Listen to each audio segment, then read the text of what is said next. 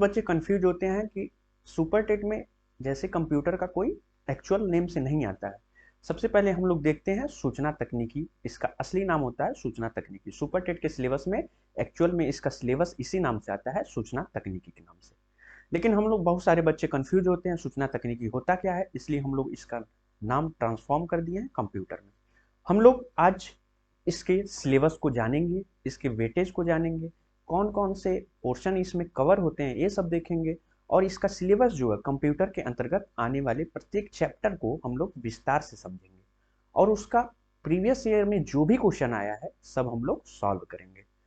तो सबसे पहले मैं आपको बता दूं कि जो भी लोग इस चैनल में नए हैं, वैसे तो सभी लोग नए ही होंगे क्योंकि हम लोग ने चैनल जस्ट स्टार्ट ही किया है, तो सब लोग इसको लाइक करना, सब्सक्राइब करें और शेयर करें ताकि आप लोगों के पास वीडियो पहुंच सके।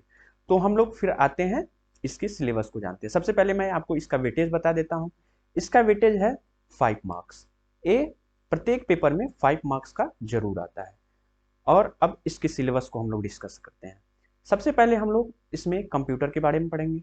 कंप्यूटर के बारे में इसका बेसिक जानेंगे, क्या होता है, इसकी उत्पत्ति कहाँ से हुई। आजकल देख ही रहे हैं कि हम लोग जो भी टेक्नोलॉजी आ रही है उसमें कंप्यूटर का कितना यूजफुल रह रहा है। हम लोग ऑनलाइन क्लास पढ़ रहे हैं, ये भी कंप्यूटर के द्वारा ही संभव हुआ।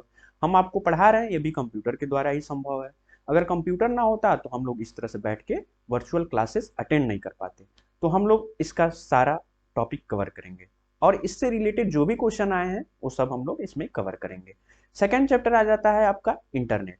अब हम लोग इंटरनेट का उपयोग क्या है, अब सारी आज हम लोग यहाँ बैठे बैठे देख रहे हैं कि दूसरे देश का न्यूज जान जाते हैं। कुछ भी जो भी होता है आप लोग को बताने की जरूरत नहीं है। जो भी हम लोग स्मार्टफोन्स, लैपटॉप, टैबलेट जो भी यूज करते हैं, विदाउट इंटरनेट ये यूजफुल नहीं रह जाता है। आजकल एक तरह से कहा जाए कि अगर हम लोग पानी पी रहे हैं, खाना खा रहे हैं, तो नेट भी उतना ही जरूरत है आजकल की जनरेशन में। एक्चुअल में बात यह है कि आजकल जनरेशन में ये आ गया है कि अगर ऑक्सीजन के साथ साथ अगर कोई उपयोगी चीज है तो वो इंटरनेट। अगर इंटरनेट नहीं है तो हम लोग दिन भर बैठे रह जाते हैं, बोर होते हैं, कुछ भी। तो हम लोग इंटरनेट के बारे में पढ़ेंगे। उसके बाद थर्ड चैप्टर, एक्चुअल में थर्ड चैप्टर है, थर्ड चैप्टर आ जाता है टीचिंग स्किल। टीचिंग स्किल में क्या होता है कि कंप्यूटर का क्या यूज करके हम लोग टीचिंग में बेहतरीन लेवल पे जा सकते हैं।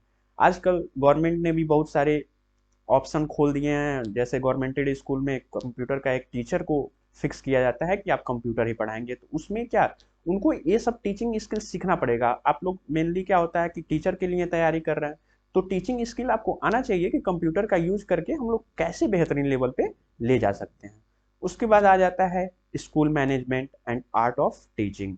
स्कूल मैनेजमेंट में जैसे कि ये हो गया कि जैसे आप स्कूल का कैसे फाइल्स मेंटेन कर रहे हैं, रजिस्टर मेंटेन कर रहे हैं, ये सब सारे मैनेजमेंट करना पड़ता है।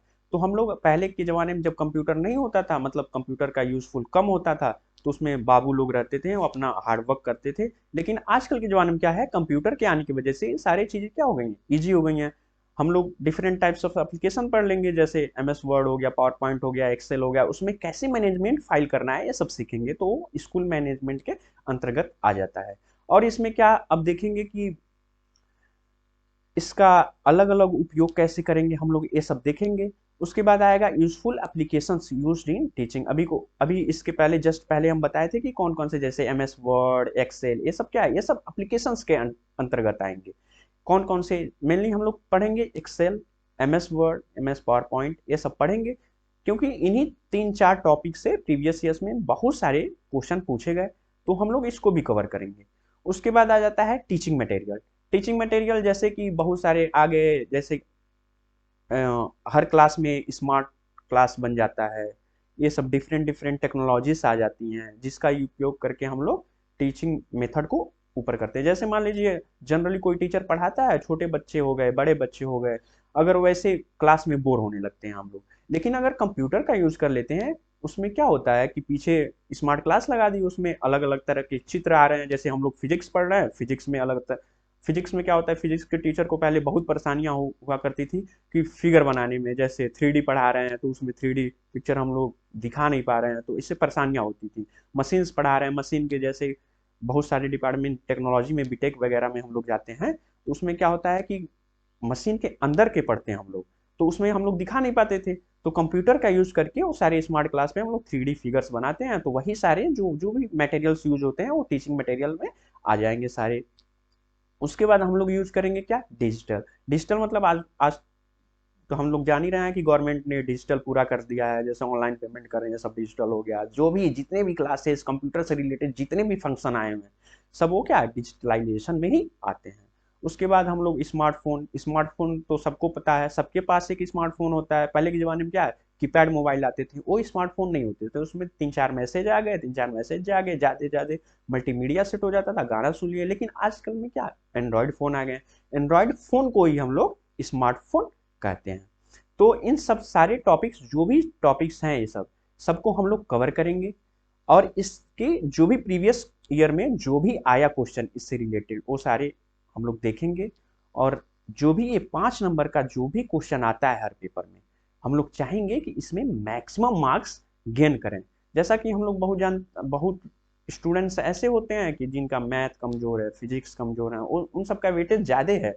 लेकिन ये क्या, कंप्यूटर आसान सब्जेक्ट है, जनरल क्वेश्चन पूछेगा। तो हम लोग अगर इसमें 5 नंबर का है, तो इसको अगर इसमें मैक्सिमम नंबर गेन कर लेते हैं तो उन सब सब्जेक्ट में आसानी होती है। इसलिए हमको इसको अच्छे से, इसको पढ़ने में ज़्यादा टाइम भी नहीं लगेगा, आप जल्दी से सिलेबस कवर कर लेंगे। तो इसको अगर हम लोग बेहतरीन तरीके से पढ़ लेते हैं तो समझ जाइए कि हम लोग का अच्छा मार्क्स आ जाएगा। तो जैसा कि ये मेरा इंट्रो क्लास था, तो हम आपको सिलेबस बता दिए हैं, वेटेज बता दिए हैं। अब इसके नेक्स्ट वीडियो में हम पूरे अच्छे से कवर करेंगे। पहला चैप्टर हम लोग पढ़ेंगे कंप्यूटर, इसका बेसिक पढ़ेंगे, इसकी उत्पत्ति कैसे हुई ये सब पढ़ेंगे, कौन कौन इसके जन्मदाता थे, कैसे कैसे ये वर्क करता है, कैसे इनपुट लेता है, आउटपुट होता है, प्रोग्रामिंग कैसे होता है, ये सब सारे हम लोग लैंग्वेजेस वगैरह सारे डिटेल में पढ़ेंगे। कोई घबराने की बात नहीं है, आप लोग अच्छे से नोट करिएगा, अच्छे से की पॉइंट बनाइएगा, जिससे रिवीजन करने में आसानी रहे। ठीक है, अगर आप लोग नए हैं तो इसको सब्सक्राइब कर लीजिए, शेयर भी कर दीजिएगा, अच्छे से लाइक करिए, ताकि ज़्यादा से ज़्यादा लोग कवर कर सकें इसको। और इसी के साथ हम वीडियो ख़त्म कर रहे हैं। बहुत बहुत धन्यवाद। आप लोग इसको देखिए अच्छे से, अगली वीडियो में हम आपको नया वीडियो लेकर आएंगे।